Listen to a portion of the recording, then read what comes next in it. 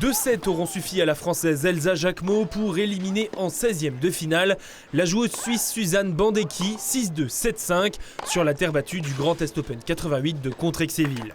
Un duel observé de près ce mercredi par une poignée de privilégiés, les ramasseurs de balles, ces petites mains du tennis dont la chorégraphie se doit d'être bien huilée.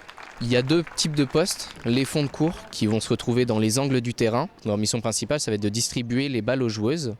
Et les filets, eux, leur mission, ça va être de faire le lien d'un fond à un autre pour que les joueuses aient les balles le plus rapidement possible et fluidifier un maximum le jeu. Si leur travail est bien fait sur le coup, on ne doit pas le voir, on ne doit pas l'entendre. On n'a aucun reproche d'arbitre, choses comme ça, donc ça se passe super bien. On est content cette année d'avoir des bonnes recrues. Ils sont donc 27 cette année, entre 10 et 17 ans, dont un tiers de jeunes filles, à se partager les cours et parfois même en famille.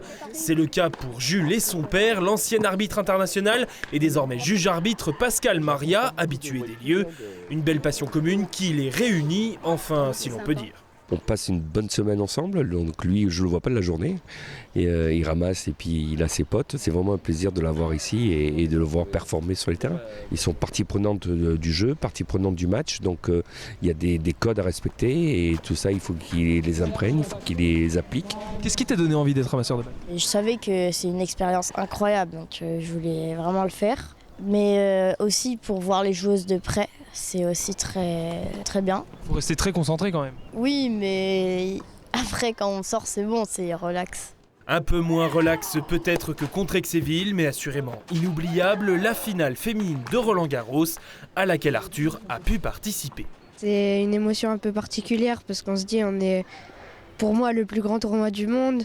Avec 300 ramasseurs, il y a de la pression tout au long des 3 semaines. Je pense que mon meilleur souvenir, c'est la photo avec Coco Gauff et la coupe. On était vraiment tout près, on a pu toucher la coupe et tout. C'était cool. Franchement, c'était magique. Parmi les autres matchs de cette journée, on retiendra également le duel tricolore entre Margot Rouvroy et Varvara Gracheva. Victoire logique pour cette dernière, la tête de série numéro 1 en 2-7, 6-4, 6-2. L'Argentine Julia Rivera est-elle venue à bout de la joueuse hexagonale Mathilde Lolia en 3-7 ?